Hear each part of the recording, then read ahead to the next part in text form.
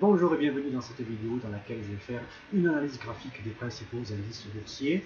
Alors bien entendu, mes analyses seront toutes simples et toutes rapides, puisque pour moi la simplicité est un gage de réussite en bourse. Alors, je vais commencer par analyser le graphique de l'indice CAC 40. Voyons sa tendance. Alors, elle est clairement baissière sur ce graphique en unité hebdomadaire.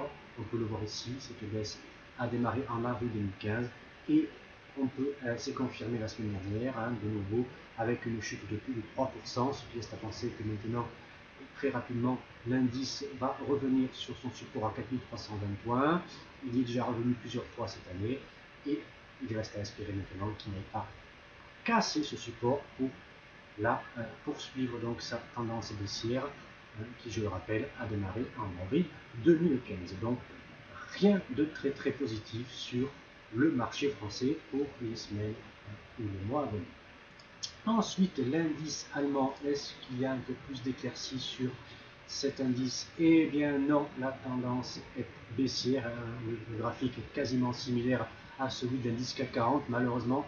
Donc le marché a encore chuté la semaine dernière de plus de 4%, et maintenant il ne reste plus qu'à espérer que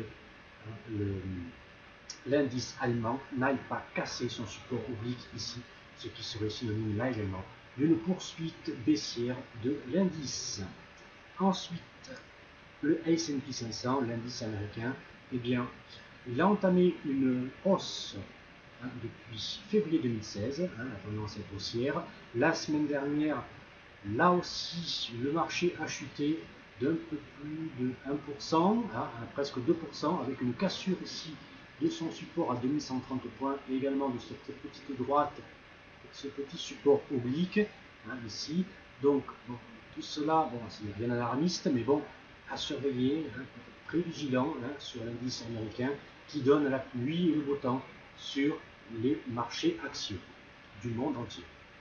Ensuite, l'indice Nasdaq, l'indice américain des hautes valeurs technologiques, il est ici, voilà. Donc il poursuit donc sa tendance haussière entamée en février 2016, comme sur le S&P 500, mais là aussi il y a une chute du marché la semaine dernière de plus de 2%, et il faudra surveiller qu'il ne vienne pas casser cette droite oblique, ce support oblique, ce qui serait également synonyme d'une tendance baissière. Voilà, donc si je fais cette vidéo, c'est pour vous mettre en garde sur les marchés, sur les indices des marchés actions en ce moment. Ils donnent quelques petits signaux négatifs, rien de très alarmant, mais à surveiller de près. Je vous remercie d'avoir regardé cette vidéo entière et je vous dis à très bientôt. Salut!